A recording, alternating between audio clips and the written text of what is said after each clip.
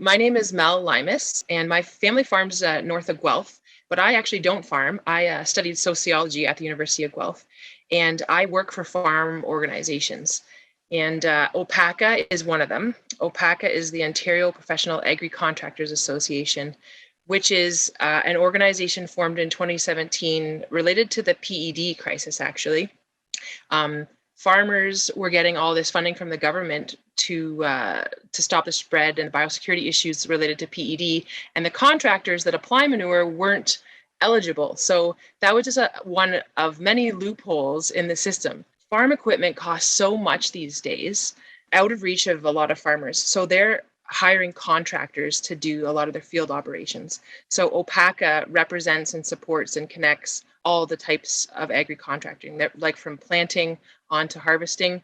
But 50% of our members probably do manure application. When you're talking about manure application in the process, when you're talking about manure application in the province, it's really important to be thinking that it's done by contractors. They've got really great equipment, but they have special issues that they have to deal with because under law, they're not farmers. And so they have different labor laws, different regulations, rules of the road than farmers would. That's important to take into consideration, that a lot of the manure application in the province is being done by contractors. So that's what OPACA does. We represent and support those contractors, and that's what I do. The biggest challenge with manure is that there's no perfect way of applying it right now, because there's conflicting issues, right? What's the best practice for greenhouse gases, and for nitrous oxide emissions is not the best practice for soil test phosphorus and protecting water courses. So, and then on the other hand, soil health is really important. And the whole idea with soil is that don't touch it, don't till it. And yet when you apply manure on top of that and you don't incorporate it, that's when you can start losing the N and the P. That's the biggest challenge, is how to wrap your head around all these conflicting issues. And then on top of that, there's no great time to apply it, because how we grow our crops, we kind of have a little time in the spring and a little time in the fall to put on manure. And neither of those are really great times in terms of compaction. So again, back to soil health. You get wheat in the rotation, that's great. So then you harvest it in July, you get a cover crop on, you can apply manure without incorporation onto cover crops. But wheat, doesn't really pay. And so farmers don't like growing it. So there's the cultural issue of, long-term sustainability versus short-term cash flow. So that's what I think is, there's not really one main challenge. It's the confluence of so many different challenges. And I think that some really great manure application technology would solve that could do in-crop manure application, that could change the consistency of manure somehow, where you could actually bale it and transport it far, far away from where cash croppers that don't have manure could use it. It's a really big issue, and I'd love for anyone to just really wrap their head around how complex it is. Well, we get our best innovation ideas, I think, from talking to each other across disciplines.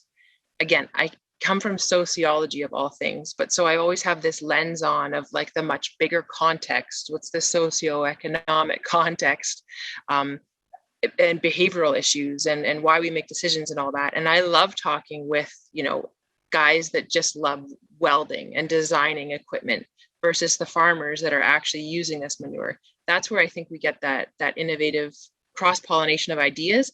But the actual innovation comes in Ontario, honestly, I think because we have regulation about manure application, that has actually spurred on a lot of innovation. Innovation is necessity is the mother of invention. That's what they say, right? So if we can actually get more creative when we have kind of some rules around what's allowed and what's not. So, but yeah, talking to each other and forcing ourselves to do things better and to do things differently. I think there's a lot of important innovation happening these days. One of the issues is that it's too expensive. It's largely out of reach of many farmers. In terms of low tech, we're looking at farmers that are able to just sell their manure to their neighbors that don't have manure. that is like the easiest way to solve some of these problems of over application. Having wheat in the rotation is really important, but it doesn't always pay.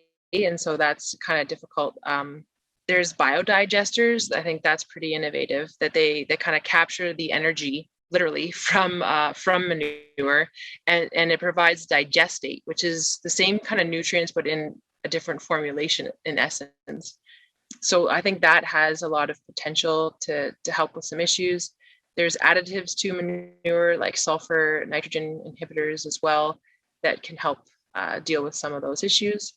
But Manure Sense from John Deere Harvest Lab, I think, is working on something really neat where they're doing you can do variable rate manure application, because they are taking, they can do on the go sensing of what the nutrients are in a manure so that we understand better when and how to apply it to the soil.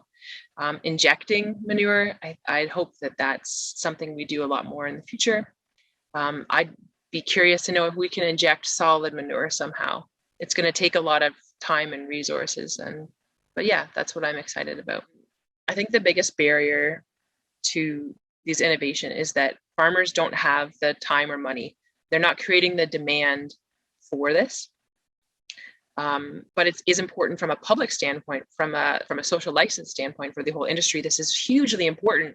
So I'm curious to know if we can create more grants and more incentives from the larger standpoint, from the government and from public sources, because it's really important. And then hopefully, they'll dangle the carrot so that we can get more research and innovation when it comes to best practices for manure application.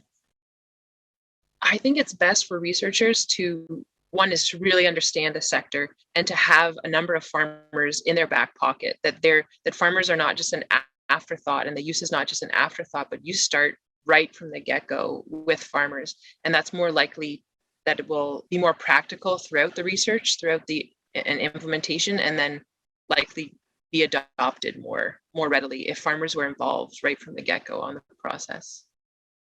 My advice would be to understand the whole context, that things you might not think are important because you kind of just want to focus on this little aspect of the issue, really have to understand the bigger issues, because a solution just for this, if you don't understand this part, is not going to fly. So taking a step back and having a bird's eye view of the socioeconomic context of agriculture is really critical to having a positive impact.